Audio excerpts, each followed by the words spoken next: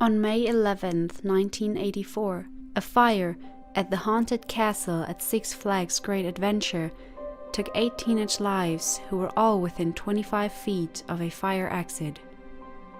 Shortly before 6:30 p.m., about 30 people walked through the attraction when the fire broke out, fanned by the building's air conditioning. The foam-covered walls ignited and the fire, fueled by the plywood and other highly flammable building materials, spread rapidly across the building.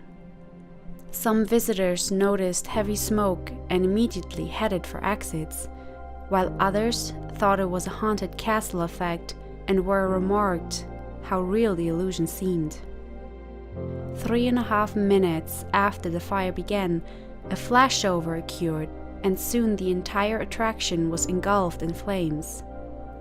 An employee notified the Great Adventure Fire Brigade at 6:35 p.m. Firefighters from 11 surrounding communities responded, but were unable to advance into the structure due to heavy smoke. Within 20 minutes, the building looked burned down, one park visitor told reporters. When the fire was declared under control at 7:45 p.m., 15 mutual aid companies had responded with over 300 firefighters. 8 teenagers, ranging in age from 15 to 19, were found dead, victims of smoke inhalation and carbon monoxide poisoning. They were burned beyond recognition and were originally thought to be mannequins. 7 of them were found in the same corridor.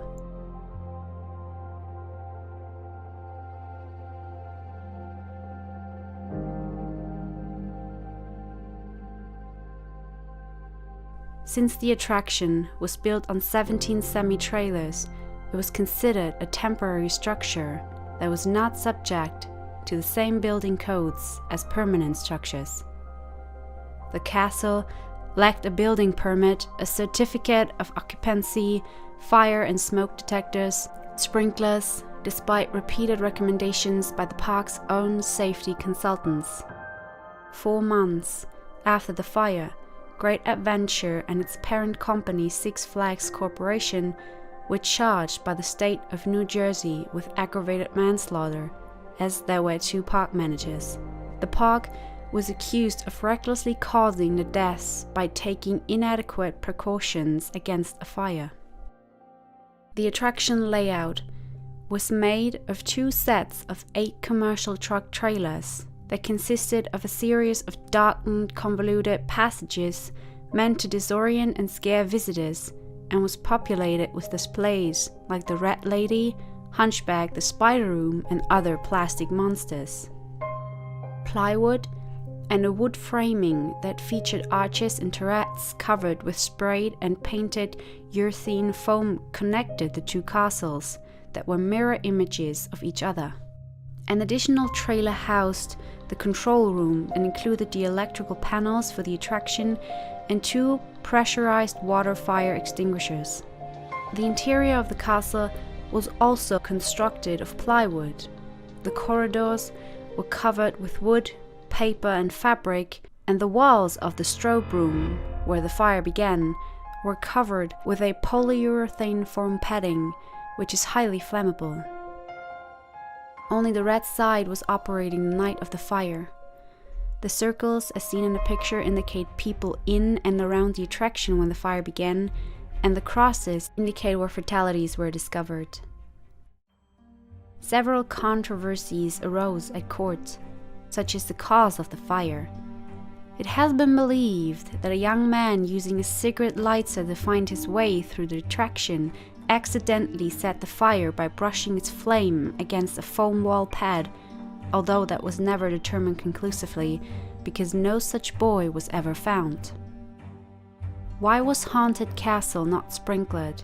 And the central question arose over whether lives would have been saved had a sprinkler system been installed.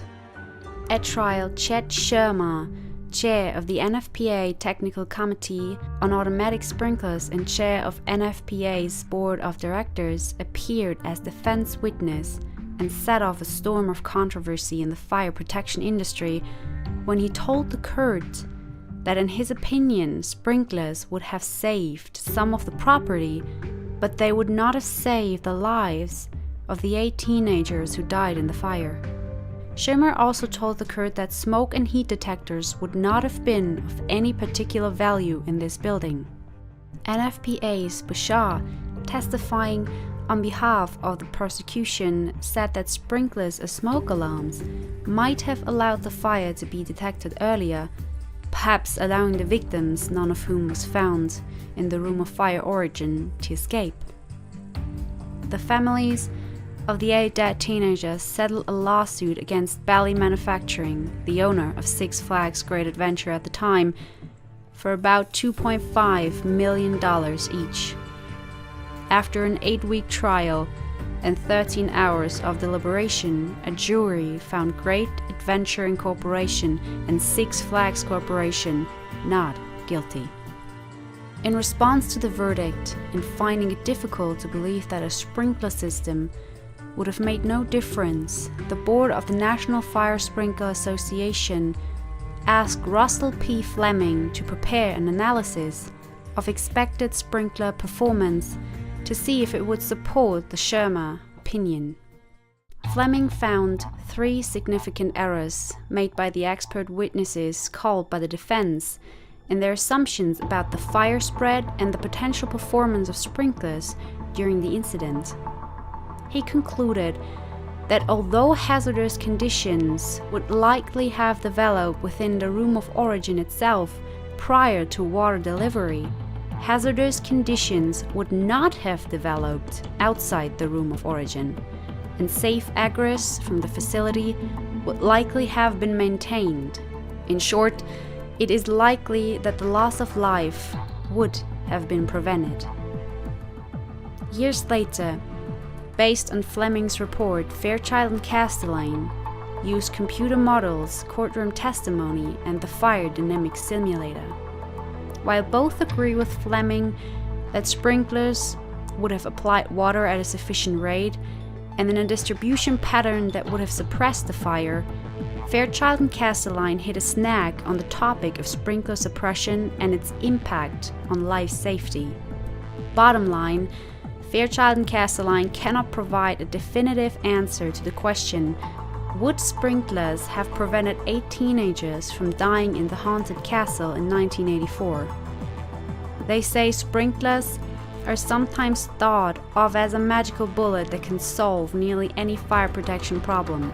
They are really just another piece of the overall building safety puzzle, and they're dependent on the other pieces they're attached to. Just as seat belts and airbags are critical safety components in a car, they would not perform as well if connected to a soapbox racer. POC President John Fitzgerald said the fire was a terrible tragedy. Despite the controversy around some of the trial testimony, the state legislature passed new fire safety requirements for amusement buildings that require all structures designed to disorient, reduce vision, present barriers, or impede the flow of traffic be equipped with an automatic fire detection and suppression system, as well as various other fire safety provisions. After the fire, Six Flags Great Adventure updated park structures with equipment that includes sprinkler systems, smoke and heat detectors, and emergency generators. They also added an in-house fire brigade.